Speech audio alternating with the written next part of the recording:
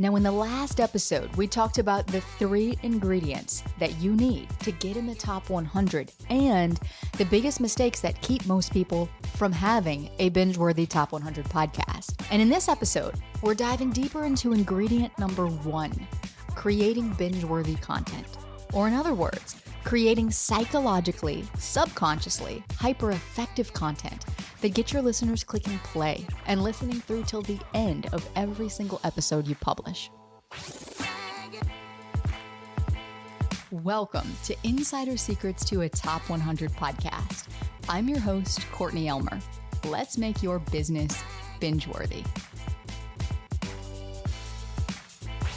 So the first ingredient of the pod launch methodology is learning how to create subconscious demand for your content.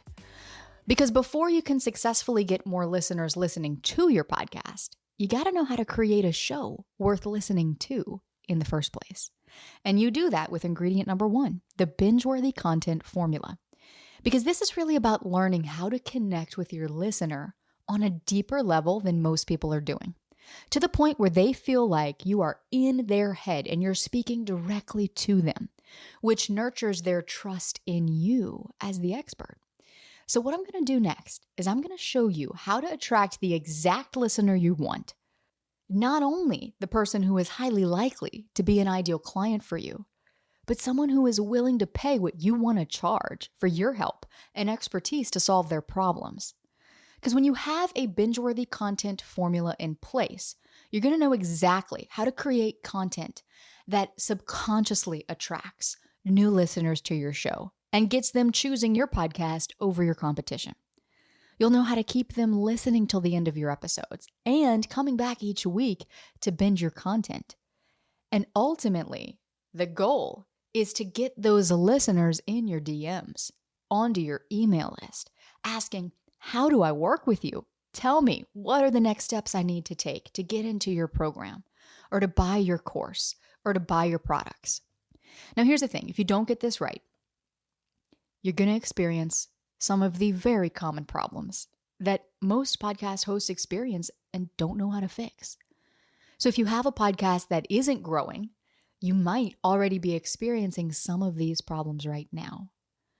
Because first, what's going to happen without a binge-worthy content formula in place is that all of the potential listeners who desperately need your help are going to scroll right past your show.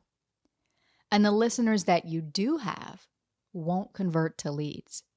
And the thing that's going to frustrate you the most is that you'll see other podcast hosts who aren't nearly as good as you are getting thousands of downloads to their podcasts every day. Now, most people who reach a plateau with their podcast or who want more listener growth but haven't been able to accomplish that try to fix these problems by tweaking the length of their episodes.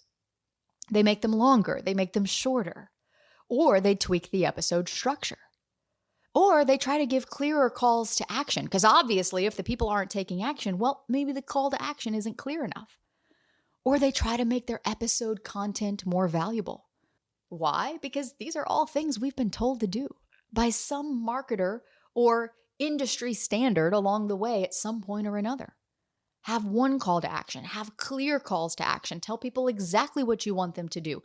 Give your best content away for free. Tailor your content to your audience. Give them what they want. In fact, most people think that if they just have great content, people will naturally listen to their show. But I'm here to tell you right now, having a binge-worthy podcast has nothing to do with the content inside your episodes, and everything to do with how you sell the content inside your episodes. Because you could have the best baked goods in the world, but if you were to open your bakery and nobody knows you exist, you have no way to grow. So if you don't know how to give listeners a reason to listen to your show over other shows like yours, you're going to lose. You're going to lose them to your competition, even if you have the greatest content on the planet. So how do you communicate to your listener what's in it for them to listen? Well, you do that through something that I call your 5 content gatekeepers. Now, these are the elements of your podcast that your listener encounters on their listener journey before they ever get to your episode content. And if you're not communicating to your listener why your show is relevant to them at each and every point in their listener experience, it's going to be very difficult for you to attract new listeners to your show, much less keep and convert them. And this is exactly what Catherine was worried about when she came to us for help. She was an expert in her field. She was the go-to person in her field. She helped her clients get so many incredible results, and she was ready to reach a wider audience with her message. And so we taught her step by step how to get noticed by her audience. And when she implemented the 3-part framework that I'm giving you inside these episodes, she outranked Jenna Kutcher and Amy Porterfield and landed number 1 in the marketing category. Her mind was blown. And of course, we were so excited for her. And this is proof of what's possible when you get this piece dialed in and know how to create subconscious demand for your content. But before we get to that, there's something that you've got to understand about the podcasting space. A lot of people think it's saturated.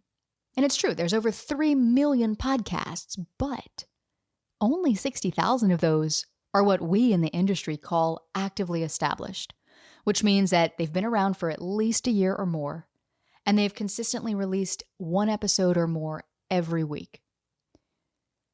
And now we're approaching an all-time high of listeners worldwide. There's almost 500 million listeners around the globe actively looking for podcasts to listen to. So as a business owner, there is massive opportunity for you here. Think about it. If only 60,000 of the podcasts that exist are active, yet there's 500 million listeners, there's huge demand and short supply. But here's the thing. If you're not communicating to your listener why your show is relevant to them at each and every point within their listener experience, it's going to be really tough for you to attract the lion's shares of those listeners to your show, much less keep and convert them. Because on the flip side, if there are 3 million podcasts, but only 60,000 of those are active, then this means that over 2.9 million people have stopped podcasting. But not because their content was bad, or because people didn't like the sound of their voice, or because it was too saturated, or that there were too many podcasts on their topic. It was because most of them thought that if they could just have good enough content and get it out there and publish the episode, and then throw the video up on YouTube and repurpose the audio clips to Instagram, that their podcast would grow and their business would be flooded with new leads every day. And this is how most people go about creating podcasts. And this is why they flop. Just because you build it doesn't mean that they will come. So, how do you make sure that your show stands out from the rest and gets noticed by your ideal listeners and attracts them to your brand over your competitors and keeps them listening and ultimately converts them to clients? Well, you do this through the 5 content gatekeepers. And this is how you communicate to your listener that you have highly valuable content inside your episodes that's well worth their time to listen to.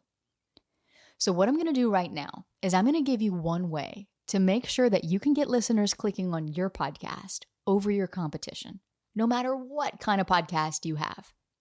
Now, again, there are 5 content gatekeepers and 12 total elements that make up the binge-worthy content formula. And inside of our program, we teach you exactly how to do this because it's all rooted in psychology. And most people don't have that background. And even if they do, they don't know how to apply it to a podcast. So this way, when you go to publish your podcast and you publish every new episode, there's no second guessing your content. You have less stress and less worry because you know that the content you put out there is going to work. You know that your podcast is going to be successful at not only attracting new listeners, but keeping and converting them too. So what I want to do in this episode is give you my favorite one of these gatekeepers because it's something you can apply immediately. Because whether it's an existing listener deciding if they want to listen to your latest episode, if a listener can't get past any one of these gates, they're never going to give your awesome content a chance. The tricky part of all of this is that your listeners are not logically looking at your episodes going, is this worth my time? Is this something I want to listen to? I don't know. Like they're not thinking about it consciously. It all happens subconsciously. So you've got to learn how to communicate with them on a subconscious level. And this is the key to differentiation. So let's take a look at the first gatekeeper, which is my personal favorite because it often flies under the radar. And it's your cover art. It's the very first thing your listener sees. Think about it. If you're looking for a new podcast to listen to, chances are you're going to open up your app on your phone. You're going to pick the category of interest to you, or if you're searching for a specific topic, you might type it in the search bar. Then what? Once you click into that category or hit enter on that search term, a list of podcasts is going to pop up. And the very first thing that you see, whether you realize it or not, is the cover art. You notice it subconsciously. You don't sit there and go, oh, who has the most beautiful cover art for me to pick? But your eye is naturally drawn to some artwork over others. And what we want to do here is we want to make sure that your cover art draws your listener's eye to your show. Now, some of the big mistakes that I see with cover art all the time is using a Canva template, which makes you look like everybody else. Or hiring someone on Fiverr who knows nothing about the psychology behind creating effective podcast cover art. A lot of times we see art that's really cluttered. It's got too many colors or words going on.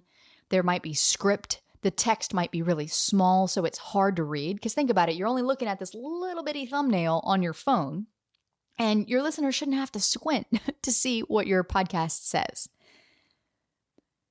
And the biggest mistake that I see is not even giving any consideration for how your cover art looks against the other competitors in your category.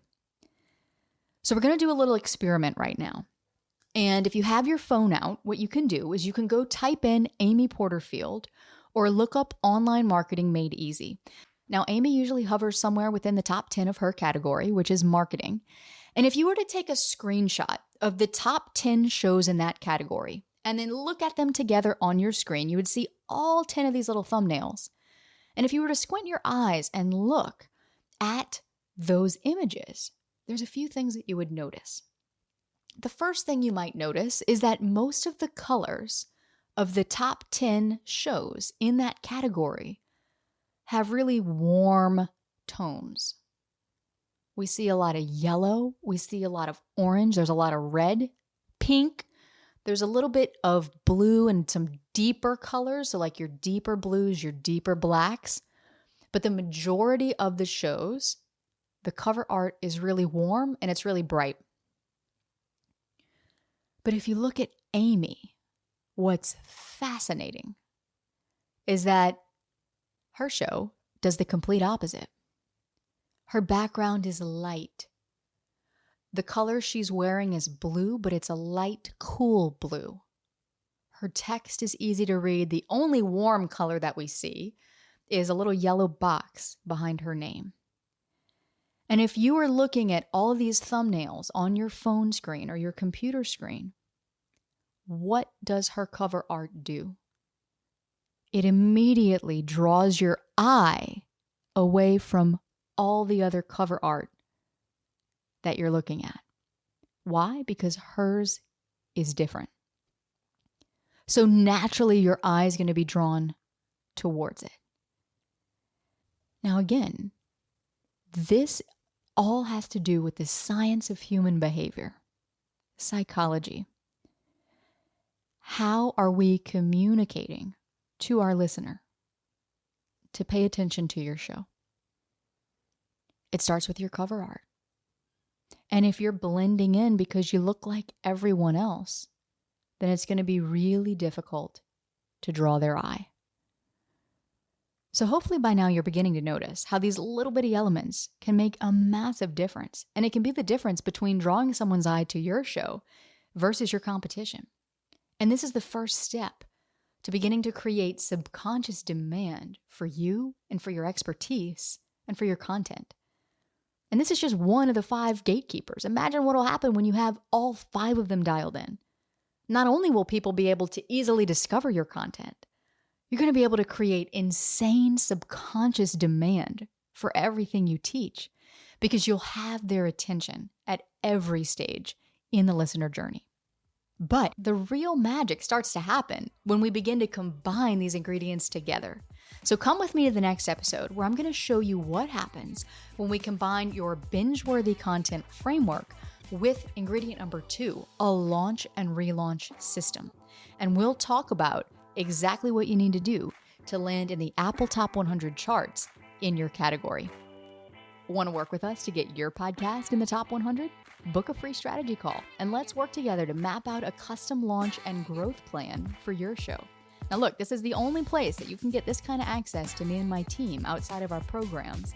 So to check availability, go to antifragileentrepreneur.co/pod-launch.